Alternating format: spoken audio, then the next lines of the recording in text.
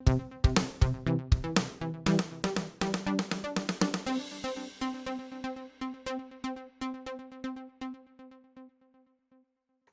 January sounds like a great idea, an opportunity to sober up after an overindulgent holiday season, but complete abstinence doesn't always work, and it's actually falling out of vogue. Instead, harm reduction is the new mantra. Hi, everyone. I'm David Williams, president of strategy consulting firm Health Business Group and host of the HealthBiz podcast, a weekly show where I interview top healthcare leaders about their lives and careers. My guest today is Tom Nix, CEO of Ria Health, an online alcohol addiction treatment company. If you enjoy this episode, please press that like button and subscribe. But Tom, welcome to the HealthBiz podcast. It's great to be here. It's so nice to meet you, David, and Happy New Year. I appreciate it. Tom, I was looking at your background. Professional background looks very interesting. We'll get to that in a minute. I'm interested in your childhood. What was your childhood like, and any influences that have stuck with you through your career? Yeah, so I'm the youngest of 7 children, and my father was a military officer, so our family was fortunate enough to live in Hawaii for a pretty sustained period of time. So when my dad was wrapping up his military career, I was pretty young. We moved to the East Coast and grew up in New Jersey with my family. And so some of the influences I had early in my life were a combination of not just my father, who was someone who really pursued evolution in his professional life, moving from a military officer to someone who was involved in large scale planning projects for the Port Authority, and then someone who always wanted to be a lawyer. Finding his law career later in his life. To my mother's oldest brother, who was also a military man. He was a Marine. He wasn't an officer, but had spent about 25 years in the military. And he was someone I was very close to growing up, and very, very influential in me in so many ways. And then lastly, my oldest brother, David, who was also a military officer, who was someone who was 11 years older than me, and someone who I admired. And then, as I became an adult, became really close friends with. So, yeah. No, that's great. That sounds like a great background. They say Hawaii is like the happiest state. So,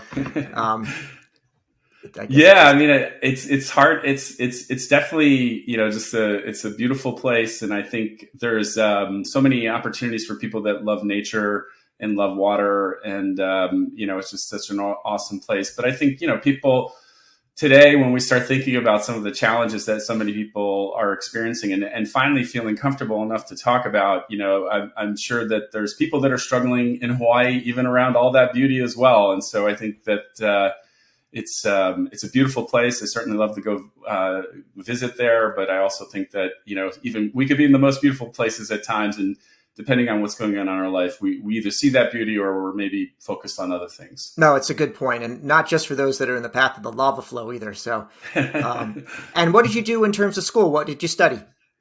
I was not your typical education path, So for me, what I studied was primarily business, but I didn't have your traditional educational experience. I was, at the time, I really wasn't aware of some of the ways that I learned.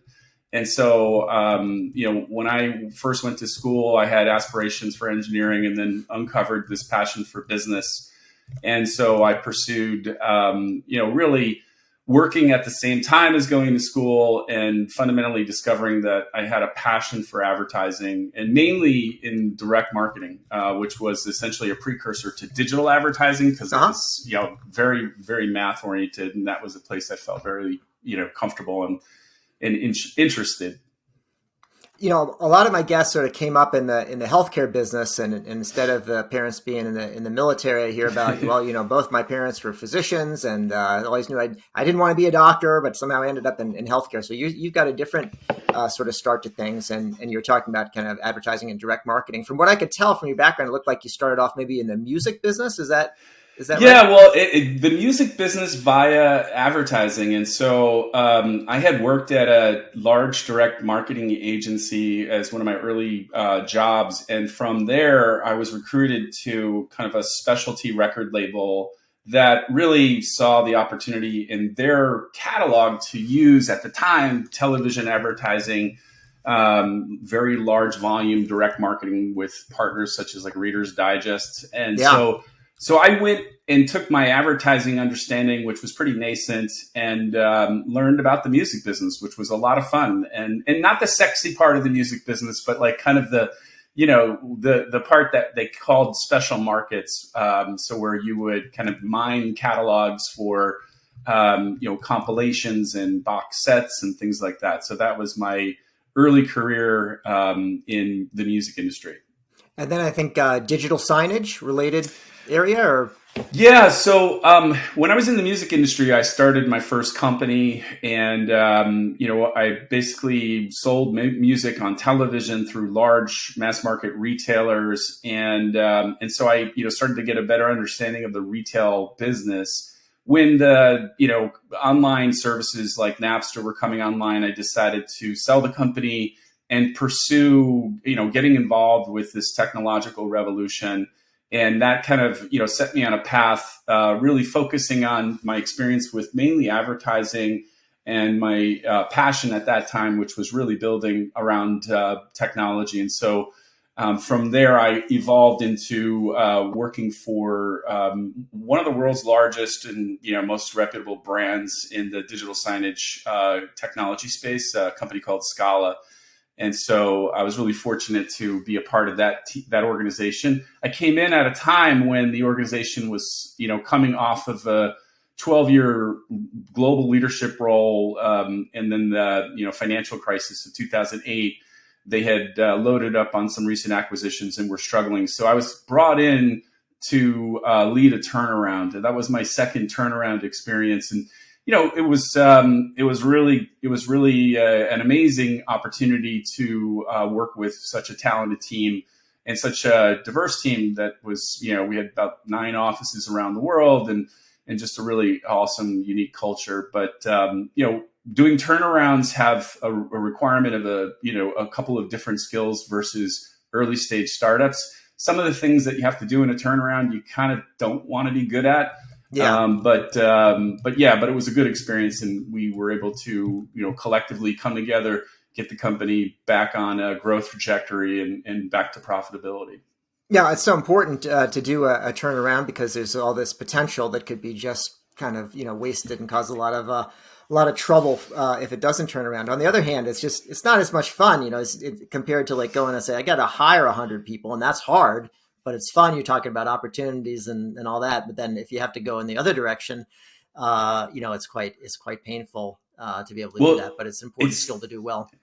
It's interesting because I really felt what you just said. I mean, I think when I was coming through that 6-year experience, and it was fulfilling in some ways, but it was missing some key components. And I thought that those components were the excitement of doing an early stage startup.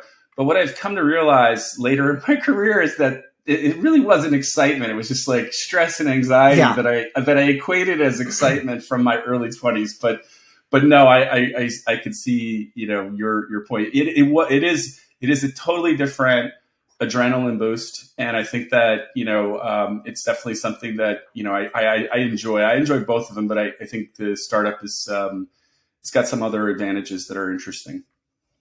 So super interesting sort of life and career background. So let's talk about Ria Health. Before we do that, maybe just the broader issue that you're addressing about alcohol use disorder. I think everybody knows that alcohol is a big problem. How do you get your arms around like how big of a problem is it? Like how do you think about how that fits maybe compared to other things, or just sort of on an absolute basis? Well, I heard an analogy once. I won't take credit for this, and it was when you think about the opioid crisis in the U.S., you have to imagine taking a Concorde jet, which had been retired, which used to seat about 80 people, flying it in 3 hours to London. Right before you're landing, you just crash the jet into the ground. And that really is a picture of the opioid crisis. When you think about the alcohol crisis in the United States, what you want to think about is taking the QE3, which is going to house about 3,000 people, and slowly making your way over to the UK. And right before you dock in Portsmouth, you sink that ship and everybody perishes. So those are the two problems. One is a very fast, very acute, very topical issue. And then the other one is a slow progressive issue that affects exponentially more of the population than the other. And so I think when you think about the alcohol crisis, before the pandemic, there was some really alarming studies that had shown, increased rates specifically in women, about an 86% increase rate in alcohol use disorder over a 10-year epidemiological study that was done. And that was further exacerbated by COVID, and specifically women with children at home, women that were working. And so those are some of the things that, we're seeing at this crisis level. And it is great that it's really important that we pay attention to the opioid crisis and put as much resources as we can, because people are dying very fast.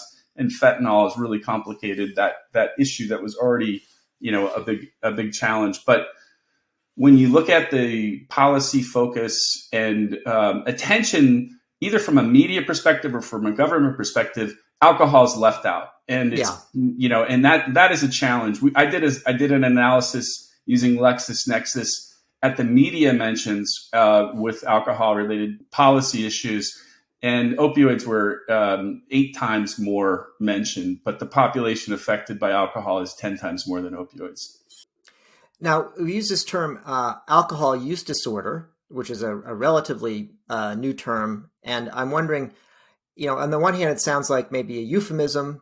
Is there a reason to call it that as opposed to alcoholism? Are they the same thing? Is alcohol use disorder a better way to describe it? It's interesting that you say that. I've had close family members that have struggled with substance use disorder and alcohol use disorder. Many of them have really found, a path to success through community-based 12-step programs like Alcoholics Anonymous. And when I was really starting to learn about this area, and what intrigued me was there was so many good efforts underway, mainly coming out of Penn and out of a couple of places, looking at the stigmatization and the language that was being used. And so what I saw up close and personal was, one family member in particular who I'm really, really close with, who had a lot of success in his recovery and then had an unfortunate step backwards, which is, pretty common for most people. But because of the shame and because of the feelings of just completely letting people down, instead of just brushing himself off and going forward, I watched that individual really, corkscrew himself for about 6 years and doing more damage. So I think language is important. And I think that what we're seeing today in destigmatizing mental health in general and having a conversation in a way where people that are struggling with, mental health issues or behavioral health issues are not feeling like I can't talk about this, or I'm something's broken or something's wrong with me. So I think alcohol use disorder is a good descriptor. I like using the term alcohol misuse a lot because I think that really describes the range of where people have challenges with the relationship they have with alcohol and substances. So I hope that answers your question.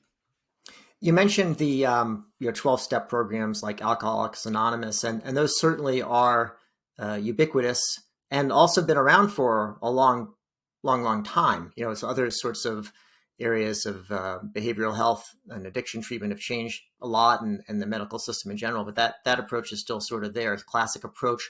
What are some of the strengths and shortcomings that you see for those approaches?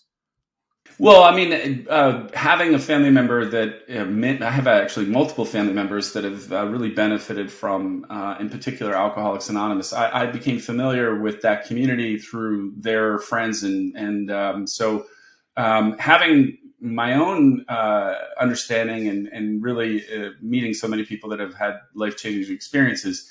I think it's an amazing organization, and it's helped, tens of millions of people for such a long period of time.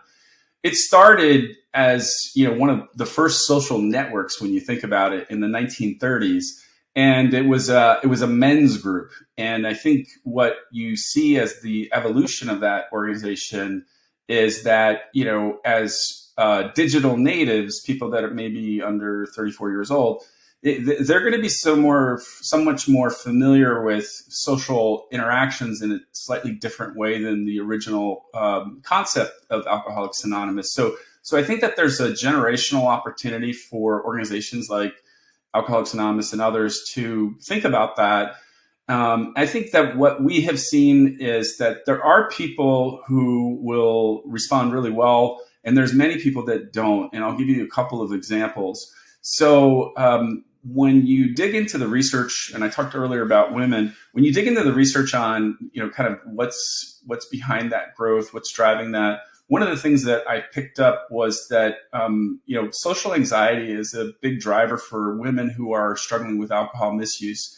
So if you can think about like someone who's struggling with social anxiety going into a church basement, in their community, may not find that comforting. And in the research that Harvard has done related to 12-step programs, which is really great, one of the things that I picked up in their studies was very positive studies, but when they kind of went into the segments of people that may not find it fitting, people that are, kind of not religious, and people that are interpreting the use of, prayer and God in those environments may not feel comfortable with that. And then there's women, have kind of reported on, the environment feeling in some cases unsafe. And so somewhat, predatory. So those are some things that I've picked up in the studies. I don't have an opinion about those other than the people I know have really benefited from, multiple decades of experience in Alcoholics Anonymous and sustained sobriety. But there is no one size fits all. Here's the thing that I think people don't realize. If I came to you, David, today and said, I have a cure for diabetes, you're going to love this. This is awesome. And you go, great, who's it going to appeal to? And I told you 7% of the people that have this condition are going to want to use it. You would tell me to go back and figure it out because that's not enough. And that's what we have. We've had that for 40 years, 7%, single digit treatment rates. And a lot of it has to do with, mainly one size fits all approaches to treatment. Here's my clinic does everything. It treats gambling, it treats alcohol, it treats opioids, it treats sex, it treats, food. So I think that specialization is what consumer preference is, and that's what we've been hearing over and over again in our surveys and some of the things that we're doing to better understand what consumers want. And consumers want a specialist. So, during the public health emergency, there's certainly a lot of discussion of increased use of alcohol, and some of it, as a positive way to get through. Some of it obviously has negative components to it as well. What we're hearing about more now is this concept of dry January, and it's January when we're speaking. Hopefully, people listen to the podcast throughout the year. But let's talk about dry January. Where did it come from, and is it really a big phenomenon or just like a hashtag? Well, it is a pretty big phenomenon, and it's been around for more than 15 years. It's not clear to me whether it originated in the UK or whether it was started here. But what is clear is that it's a great opportunity to, kind of what people used to be, normally doing on January 1st, like, hungover from New Year's Eve, and I'll never do that again. And so I think somebody, recognized the opportunity of kind of bringing the conversation in a way that had a little bit more sustainability than just, the day after a hangover. So I think it's really good. And I think that there's been some interesting insights into, the benefits that people are experiencing if they are taking, a pause on their consumption. There's people that report better sleep, more energy, better skin tone. And, those are all awesome. And those are all great benefits for people to, come out of a holiday season and start to really experience to tackle some of the objectives they have for the year. But what we really see and what we believe and what we, kind of recommend is that what happens with dry January, there's a couple of things. First of all, go just look at the media in the last 4 months leading up to dry January. It's opioids, opioids, opioids. And so here's the time they're going to give us, 1 month. They talk about drinking, and then they're going to go back to talking about opioids. And so it's more of a calendar event for communication. when we counsel people that are thinking of resolutions, resolutions are a challenge for most humans because people are not as resolute as we'd like to be. Yeah. And change is not a straight line. It's usually 3 steps forward, 1 step back. So we rather contextualize dry January as around setting your goals and using January for not just your alcohol goals, but your life goals. And alcohol is a part of that if it's becoming a barrier for the things that you want. So dry January is a great opportunity to set goals. And, and I think people are really benefiting from it from that perspective, but it doesn't always offer long-term support. And some of the things we read in the press, hey, have a mocktail. Well, what if the person wants to cut out sugar, or what if they want to lose weight? You don't want to give them another gallon of sugar and other things. So I think it's more of a holistic goal setting opportunity and looking at your relationship with alcohol in a longer term view, in a more sustained view, so that you can improve your health, because it's a good thing for you to do. I saw an article somewhere, I don't know if it was in the New York Times maybe, and they were talking about, will people buy the $17 mocktail? Because the curse for the bars, they're concerned about losing their revenue. So that's a big number. Maybe if you make it a low sugar and tasty one, maybe they would pay it. I think I paid for a Pellegrino in Norway once, or it was either one of the Scandinavian countries. I probably paid like $16 for a Perrier or whatever it was. Yeah. So. Well, I hope you enjoy. Make sure to sip it. Don't spill it. Don't use it to mop up a stain or something. So exactly. So let's talk about Ria Health itself. And first question, I guess, after what you'd been doing before, what compelled you to join the company? I think I got some hints from what you've been saying, but why this company is your next step? Well, when I was at my last company, Scala, we had kind of stabilized the business, got it back to growth. And I was in the headquarters office one day, and there was a candidate, someone earlier in their career on the engineering team. And somebody said, hey, you want to go in and just say hello to the candidate? And I was like, sure.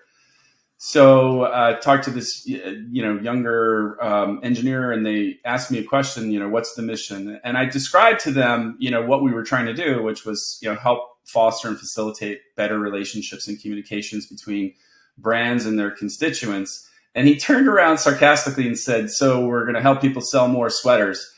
And I actually got a little, I felt myself getting a little angry and a little upset. And I luckily had some breathing exercises that I didn't respond. But this young person, his question haunted me. It was with me as we were going through a process of selling the company. And so when I came out of that experience, I was really questioning, at the stage of my career, what do I want to do next, and where is the impact that I'm making? And my brother, who I work with, Bob, had spent about 10 years essentially leading core development at Athena Health. And he had always kind of shared his experience in being a part of a mission-led organization. And that was really what I was seeking. And so that's how I stumbled onto this opportunity. My brother, Bob, got connected with Dr. John Mendelsohn, who was a 30-year NIH-funded addiction researcher. And they really wanted to disrupt the delivery of chronic care, specifically around alcohol use disorder. And I started to see what they were doing, and it became more compelling to me. And I just wanted to be a part of it. Sounds good. Well, I saw some videos and things on your site that explain how things work at Ria, but maybe you can just give the Reader's Digest version to go back to the earlier thing about what you do. Yeah, so when I said 7% treatment rates, a lot of the inhibitors are time, money, and distance. So if you think about women or you think about anybody who's working, has children, has other community-based responsibilities, 28-day rehab programs are just untenable for most of us. And so really removing a lot of those barriers by delivering an evidence-based program that's really using the best possible evidence that's out there, which is the combination of medication-assisted treatment and psychosocial support. Those two together are going to give you your best outcomes. So we created a clinical model that mapped to the best possible treatment program you could provide, and really innovated around the delivery and the engagement and the experience that the patient has. We're not substituting people for robots and automation. We're just facilitating the interactions and the communications in a compliant but convenient and engaging way. So our patients come into the program and they, start their path based upon the empowerment of getting them to set their goals, whether their goals are to stop completely or to reduce, and then aligning those goals to their treatment protocols and giving them the support that really helps people make the 3 steps forward, 1 step back, but stay on track. And so we're seeing patients in our program stay active and engaged about 10 and a half months. And then on average, they're reducing their consumption rapidly within the first 60 days by about 50%. And then over the course of the year, about 70%. And then we measure the World Health Organization alcohol risk score. There's a group of researchers, Katie Wickwitz and many others, that use this measure. And what we're seeing is we're able to really help people shift their risk scores in a significant way. Almost 85% of the people in our program are shifting their risk scores at a sustained rate of over a year. So those are some of the things that we do. And we do that with partnership with large national payers and some regional health systems that we're doing collaborative care models with. One of the things that's changed, I think, since this 12-step programs came in is there are medications on the market now. And it sounds like that is kind of an integral part of what you're, not the only part, but an integral part maybe of the model. Well, yeah, it is. It really is. And I think patients who are wanting to have that pharmacotherapy component really seek us out. There are people that may not feel, taking medications is the right approach. Mm-hmm. And there are, really good, opportunities for them to use programs that are leveraging either virtual, psychosocial programs or group programs, or even in some cases, some of the apps that are out there, I think are, really well done, well executed. We're not trying to be all things to all people, and there is no silver bullet. We're really trying to put a solution that just moves that needle from 7% up. And really widen the aperture of the people that are looking for help, and that's kind of what we're focused on. One other thing of the 12-step programs, the idea is that it's sort of abstinence or nothing. And I hear other people talk about whether it can reduce drinking as a goal, and whether they're just sort of fooling themselves that if you have alcohol use disorder, you really can't drink at all. What does the evidence say about that, or what are you finding in your population?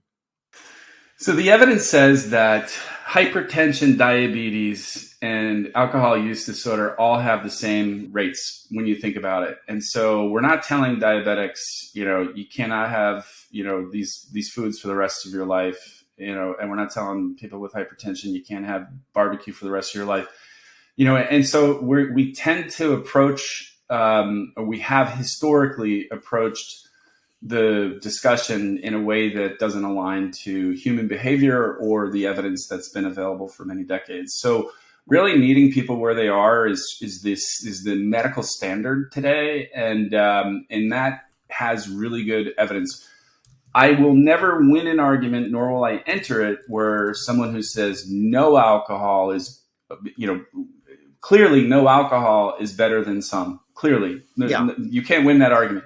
But we're talking about behavioral change, sustained long-term behavioral change. So we have to help people get started, and putting a barrier in a high step in height around an abstinence-only criteria really deters people. And studies have shown that. And there's even studies around stigma where people who don't know that there's programs that will empower them to choose their outcome goal or use medications, the studies show that people will not seek treatment even though they need it, and they know they need it, because they're worried that if they stop drinking, people will know that they had a problem. Because a lot of people hide this from their friends and their family members.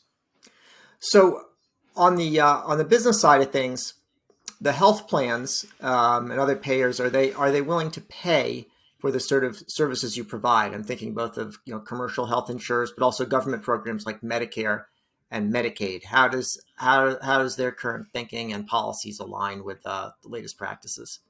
Yeah, I'll start with the commercial plans. So the commercial plans, they pay for, in some cases, programs that lack objective outcomes data. and programs that may require people to disrupt their lives and have really high costs. So when we first sat down with some of the largest national plans about 4 years ago, they were compelled by the outcomes data set that we had already built. We didn't go to people looking for pilots. We went to them after treating a couple hundred folks.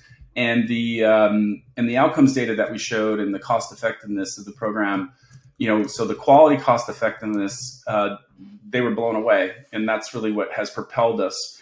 And so we developed alternative payment models that were, structured around putting, everybody's goals in place, the patients first and the partner second and the risk-bearing entity and then our goals. And so we're able to put together a program that's going to be a good member experience from a financial perspective, but also one that's going to have the clinical outcomes and the quality that really, that we're excelling at. And so in the government area, there's been really amazing momentum, mainly driven by the opioid crisis, around some payment model innovation.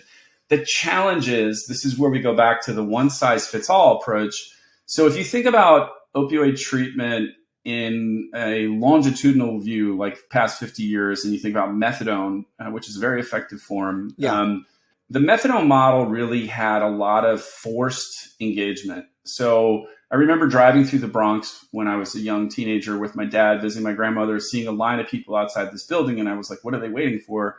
And it was a methadone clinic. And so the methadone model forced people to sit down with a counselor, forced people to sit down in a group before they got their medicine. And if they didn't get that medicine, they would experience withdrawal. So it's a lot of compliance, higher levels of engagement. In alcohol treatment, again, not one size fits all, people are not experiencing withdrawal symptoms at anywhere near the rate of someone with opioid use disorder. The medications are effective, but making somebody have that level of compliance and seeing that level of engagement just won't happen in the population. So the models that the government has supported around opioid use disorder are fantastic for opioid use disorder. They're not great for treating either alcohol use disorder or stimulant use disorder and other conditions. And so there's an opportunity to evolve and look at this in a holistic way rather than the one size fits all approach. And I think that's a gap that policy influencers are starting to become aware of. And so those are some of the opportunities that we see CMS needing to put focus on. And as a business, where are you seeing your biggest successes and biggest challenges? And what do you see as you look ahead and think where you want to be in 5 years? Well, I think our biggest successes have come from, we're taking a thoughtful approach to growth, and we have for the past 5 years. And so we basically are methodically, we expanded our geographic footprint. It took us almost 4 years to get to all 50 states to become the first Joint Commission accredited national alcohol treatment program using evidence-based protocols. We've seen peers do that in 6 or 7 months, but we get concerned because we know how heavy of a lift that is. And, there's been a lot of challenges. And some of the challenges we see is, with the increased level of funding at the beginning of the pandemic, organizations started to scale quickly, deprioritize patient outcomes, and really, commercially go after things that had some real high compliance and safety risks. And so in the telehealth space, we've seen some folks, kind of put a little bit of a headwind on some of our efforts just because they burned their reputation by doing things that were not necessarily the most compliant and, prescribing practices that are highly questionable. And so those are some of the things that we see as challenges for not just us, but our overall industry, because trust is so important. Yeah. And so, but we've seen really great success from taking that careful, thoughtful approach to putting together a compliant, high quality program that reaches 50 states. And then I think the next opportunity for us is to start to expand our population, going from the commercial markets into Medicare and then moving into Medicaid. Those are the things. we're in a marathon. We're 5 years in. It's basically the 2 mile mark. Yeah. And, this is not something that's going to be an overnight, done. We're done, but we want to bring our program, our mission is to bring this program to all Americans. And so that's going to take us a while. Great. Well, Tom, I want to ask you a final question about any books that you may have had an opportunity to read recently or whenever, anything you would recommend. I would say the truthful answer is I have read probably about 100 clinical studies, over the last 3 weeks. I read your question and I thought, or I listened to your podcast with another person, and I thought I have to read a book, because all I've been doing is really reading for, knowledge versus pleasure. And so I don't know if you have any books to recommend, but I would benefit from just taking a break from the clinical studies and reading a book. Well, I think your colleagues and customers will probably be happy to know that you are reading all the clinical work, because there's a lot to do there. The most commonly cited book on this podcast is The Hard Thing About Hard Things, which is actually an older book, and I'm actually surprised. I have read that book. Okay, so that's one to read. Now there is another book. It's actually called The Nicks. It's not called Tom Nicks, but it's pretty close. Same number of letters even, and that is a good book that came out a few years ago, and it's about an adult guy's relationship with his mother, and a very strange story, but an interesting one, and has no clinical element to it that I'm aware of. So I recommend that one. Sometimes I ask, if there's any book that you recommend people avoid, and people don't usually have an answer for that. They don't usually ask me for a reference, but that's there's always there's a first time for everything. Well, the one book that so I have read Hard Things About Hard Things. I loved it, and I listened to it afterwards, which had even another perspective. But The Singularity, I would say, has been one of my all-time favorites, because that challenges me to think about disruption in a different way, in a different timeline. So Ray Kurzweil, I think, really puts Moore's Law into perspective. Because there's innovation on Moore's Law. So that's my one. That's interesting. All right. Well, that's another heavy. That's another heavy lift, though. These are some serious ones. Well, Tom Nicks, CEO of Ria Health, been enjoying talking to you today about your life and your career, and about alcohol use disorder and the treatments that are available for it. Thank you very much for joining me today on the HealthBiz podcast. Thank you, David, and have a wonderful day. And thank you again. You've been listening to the HealthBiz podcast with me, David Williams, president of Health Business Group. I conduct in-depth interviews with leaders in healthcare business and policy. If you like what you hear, go ahead and subscribe on your favorite service. While you're at it, go ahead and subscribe on your second and third favorite services as well. There's more good stuff to come, and you won't want to miss an episode. If your organization is seeking strategy consulting services in healthcare, check out our website, healthbusinessgroup.com.